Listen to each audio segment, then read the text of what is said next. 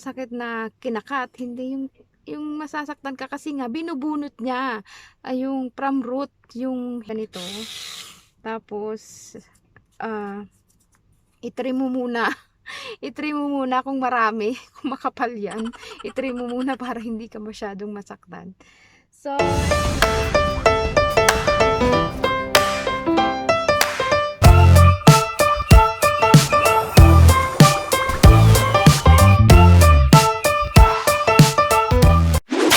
good morning. It's only 11:48 now today.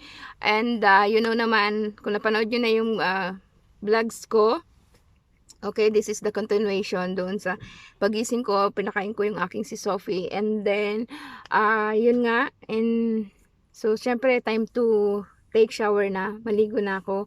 And magpe-prepare na para pumasok. You know naman, everyday life of OFW is, yan, magising, mag-prepare para pumasok, kumain, maligo, whatever na gagawin mo for the whole 8 hours. Para mag-prepare ka papunta sa iyong trabaho as OFW. Yun na lang yun, yung paulit-ulit na lang yung ginagawa mo. So anyway, today mga loves, mga loves, good morning again and welcome back to our channel. This is Clani and this is your love. And today mga loves, meron akong ipapakita sa inyo. Actually, hindi ako marunong gumamit nito. But I'm trying kung paano nga ba. Hindi ko alam kung... Oh, naririnig ako na parang nadudula sa labas.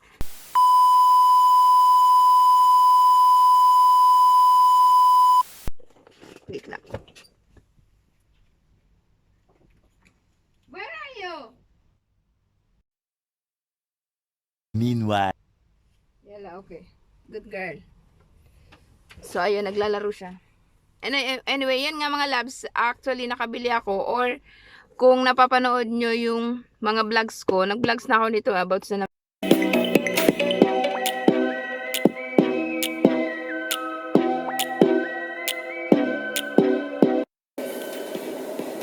namili ako ng ref. Kasama to. Tapos, kasama rin ba to? Yung pamimili ko ng... basta may pinamili ako. Ililink ko na lang sa baba kung ano yun. Para mapanood nyo. And ito nga. Tinaray ko to pero... Ewan. So anyway, ayan na nga. Panasonic Epilator. Hindi siya wet and dry. Dry lang siya. And... paano na siya 2-in-1? 2-in-1 daw siya oh.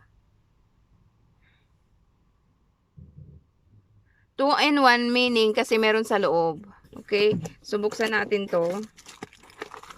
Ayan, unboxing na ata ako nito. So, kasi ngayon, try kong gumamit. Wala ako yung blade.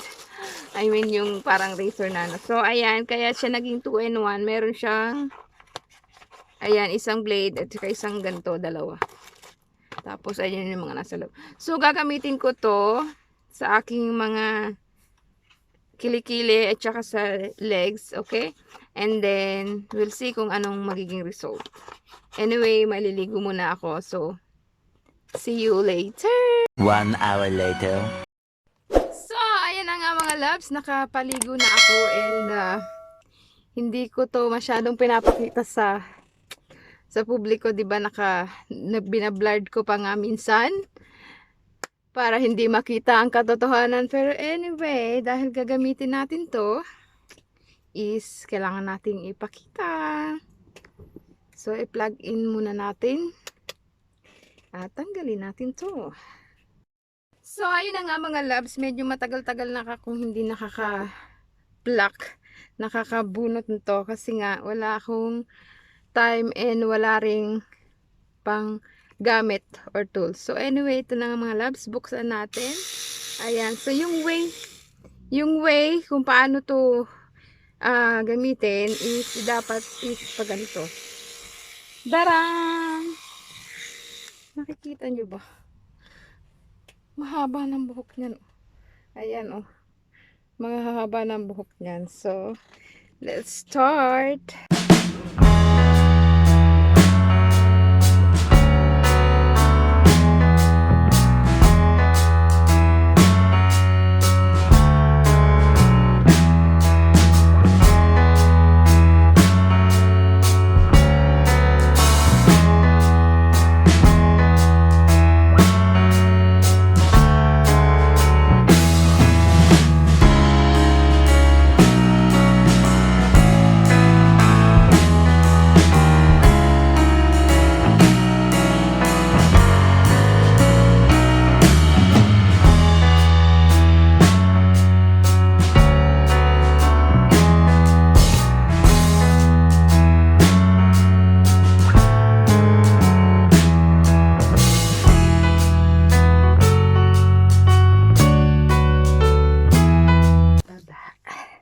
sa legs. Ito naman mga tuwa.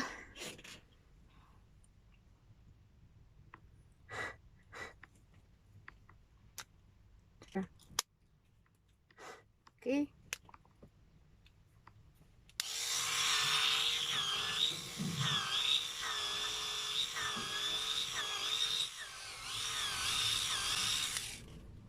Ayan yung kahit maliliit niya, kahit maliliit yung ano, yung buhok is natatanggal siya. So, okay na siya, affordable and effective.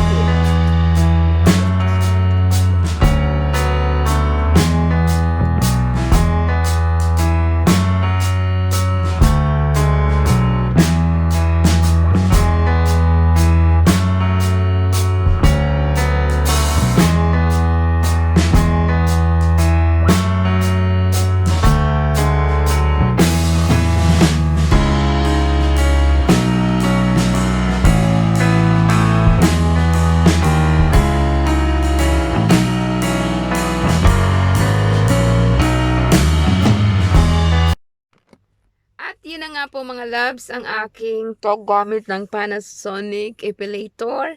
At maganda siya. Alam mo mga loves, pag ano siya, pag after mong nang suffering ng pag ganon-ganon, pag bunot-bunot o pag trim-trim ng ganon, is mararamdaman mo ano, yung malambot. Yung kilikili mo malambot din. Tapos yung ano, yung mga binti mo malambot.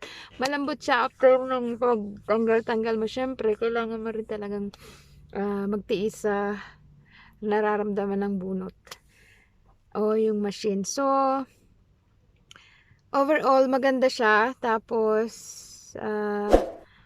natatanggal niya talaga from root yung buhok sa kilikili at everywhere. Kaya yung mga andyan na medyo hirap na mag plucking, so gamitin nyo yan. Mura lang yan, nabili ko lang siya ng around 9KD siguro, hindi ko tanda, pero check ko sa resibo, ilalagay ko na lang dyan sa screen.